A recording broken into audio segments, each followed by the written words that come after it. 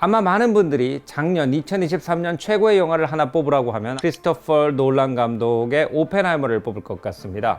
인류가 자기도 통제할 수 없는 정도의 위력을 가진 기술을 발명했다는 사실을 알고 놀라게 되는 그 경외감. 원자탄의 위력을 생생한 현장감으로 표현했을 뿐 아니라 심지어 이걸 CG 하나 없이 구현했다는 사실에 많은 영화 평론가들과 팬들이 놀랐던 영화죠.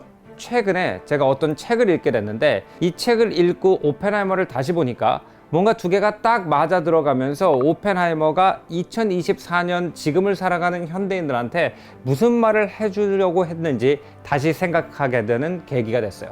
그래서 오늘 이 책의 내용과 함께 오펜하이머를 다시 보는 컨텐츠를 만들어 보려고 합니다. 책의 제목은 The Coming Wave라는 책입니다. 무스타파 슐레이만이라는 분이 썼는데 딥마인드의 창업자 중에 한 명입니다. 현재는 마이크로소프트 AI의 CEO로 있기도 하죠. 이 책에서 AI가 가져다 줄 수 있는 인류의 엄청난 혜택과 함께 이 AI를 우리가 잘못 개발했을 때 인류에게 가져올 재앙도 설명을 하고 있어요.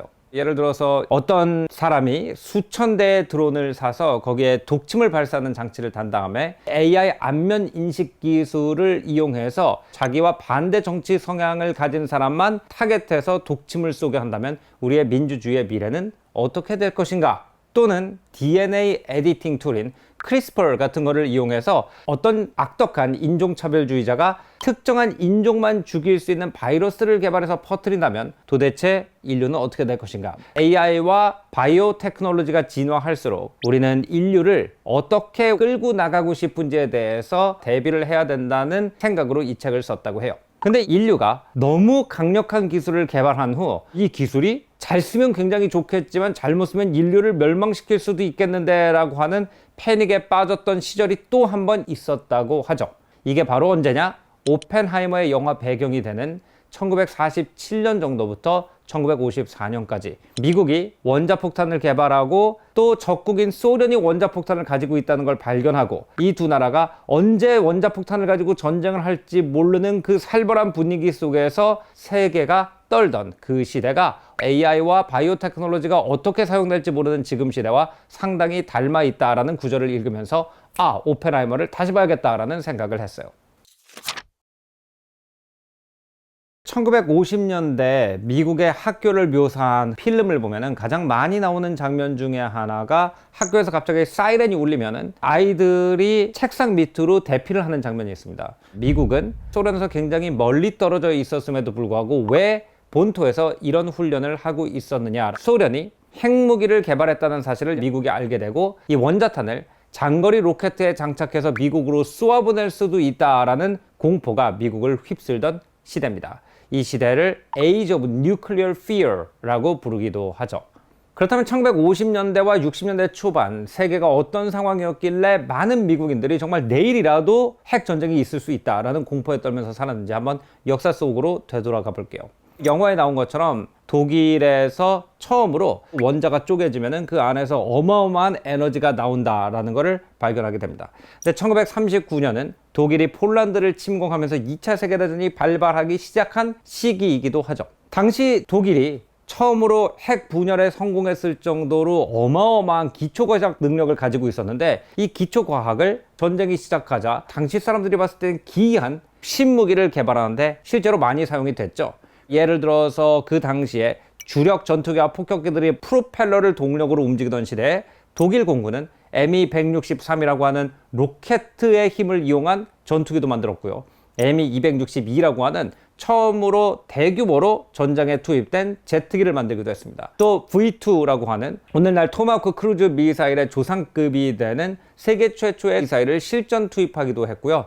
미국은 1939년에 독일이 성공시킨 핵 분열도 역시 독일이 신무기를 만드는 데 응용해서 미국을 전쟁에서 완전히 압도할 수 있는 엄청난 무기를 만들어내면 어떡하지라는 걱정을 하게 되죠. 그래서 미군은 뉴멕시코의 로스 알라모스라는 곳에 비밀 연구기지를 만들어요. 그리고 오펜하이머를 중심으로 한 수많은 물리학자들 거기다 집합시켜 놓고는 독일보다 먼저 핵무기를 개발하려고 하는 맨하탄 프로젝트라는 것을 실시하게 됩니다. 그래서 이 영화에 나온 것처럼 1945년 7월에 로스 알라모스의 과학자들이 처음으로 핵폭탄을 폭파시키는데 성공을 하게 되죠. 근데 이 실험의 이름이 재밌습니다. 트리니티 테스트, 삼위일체 실험이라고 불렀는데 이 실험의 종교적인 이름을 지어줬다는 것 자체가 이 사건은 정말 인간의 창조와 종말에 해당할 정도의 거대한 사건이다 라는 경외심과 공포를 담은 이름이라고 생각을 합니다. 실제로 1960년대 중반에 MBC에서 맨하탄 프로젝트에 대한 다큐멘터리를 만들어요. 그리고 오펜하이머를 인터뷰를 했어요. 트리니티 테스트를 봤을 때 어떤 감정이 들었습니까? 라고 물어보니까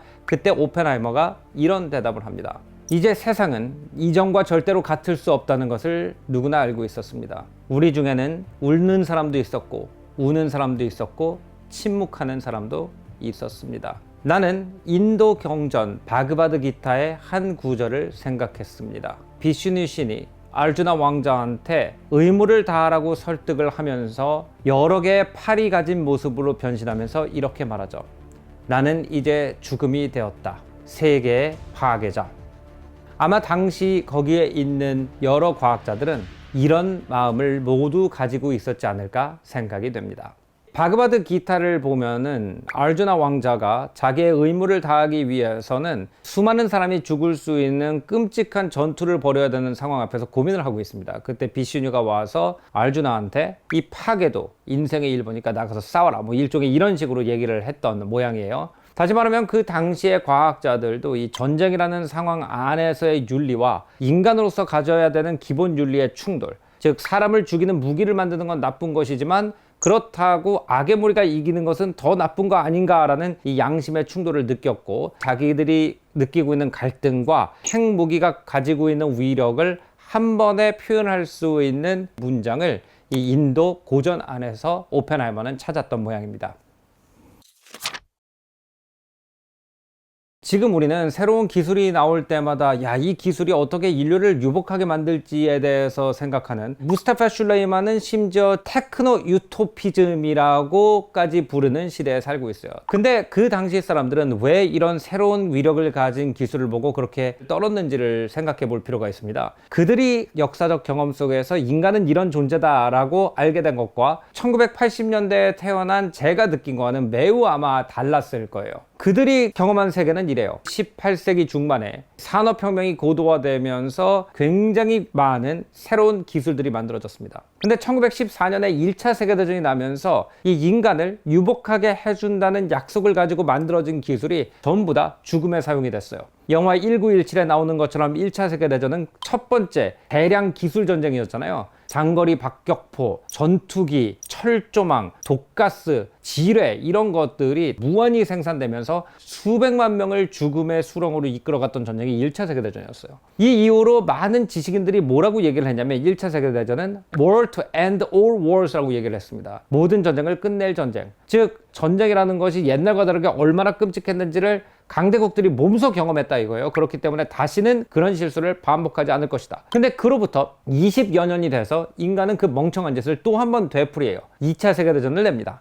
그리고 2차 세계대전에는 또 1920년대, 30년대 신기술, 내연기관 엔진을 이용해서 수많은 폭격기를 한 번에 도시 위에 띄워서 도시 전체를 날려버리는 융단 폭격 같은 것들을 목격한 세대가 오펜하이머의 세대예요. 아마 이런 역사적 경험을 가진 세대는 이 핵무기 같은 신기술이 나왔을 때 이 기술도 역시 사람을 죽이는 데 쓰겠구나라는 공포가 당연히 엄습했을 것 같고요. 그런 여러 공포가 응고돼서 이 1950년대, 60년대에 뉴클리어 피어 에이지를 만들어낸 게 아닌가 생각이 됩니다. 사실 영화 오펜하이머의 주된 내용은 맨하탄 프로젝트에서 과학자들이 어떻게 이 프로젝트를 성공시켰는지가 아니죠. 뉴클리어 레이스라는 것을 시작하려고 하는 시점에서 오펜하이머가 적국이라도 미국과 소련이 같이 얘기를 해서 핵을 줄이는 방법으로 가야 된다라는 걸 주장하다가 정치권에서 찍히고 불명예를 얻게 되는 이야기를 그리고 있습니다. 사실 오펜하이머의 얘기가 지지를 받지 못했던 이유가 있어요. 그 당시 정치가들도 이 어마어마한 위력을 어떻게 인류의 통제하에 놓을 수 있을까에 대한 굉장히 많은 논의가 있었겠죠.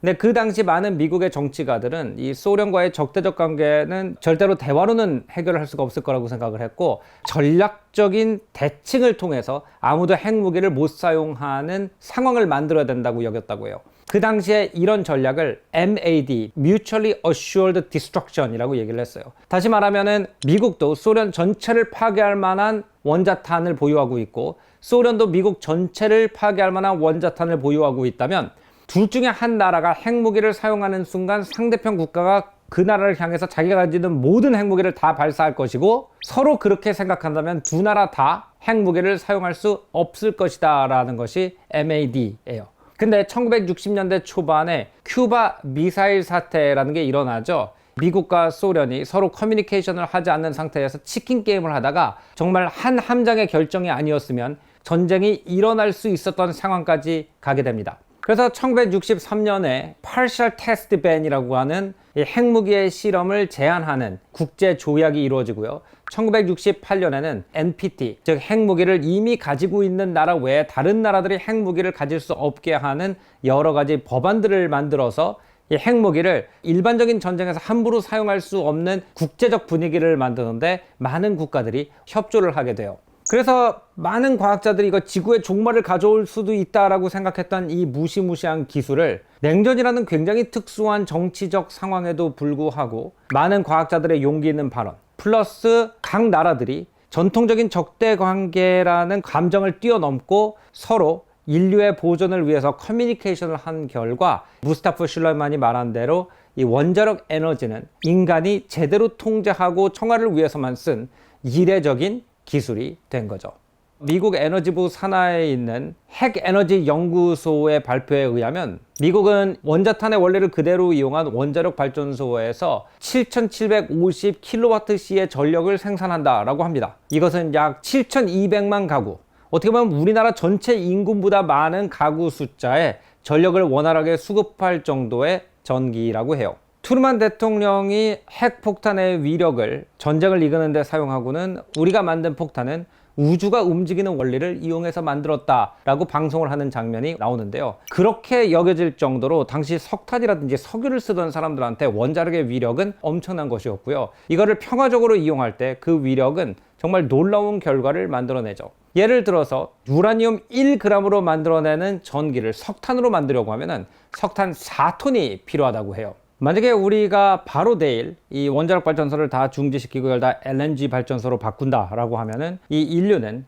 1년에 1800억 큐빅미터의 LNG를 더 소비하게 될 거라고 하고요. 이거는 약 15억 톤의 탄소 배출을 늘리는 격이 된다고 합니다. 다시 말하면 프랑스 같은 나라 69%의 전력이 원자력으로 수급되는 나라에서 깨끗한 공기와 그러면서도 수많은 IT 기기나 가전제품을 많은 사람들이 쓸 수 있을 정도의 전력을 공급하게 된 것은 1950년대 이후에 전쟁을 위해서 개발한 이 기술을 더 많은 사람들한테 에너지를 더 깨끗하고 싸게 공급하기 위해서 사용했던 인류가 이뤄낸 최고의 역전 중에 하나 덕분이라고 볼 수 있을 것 같아요.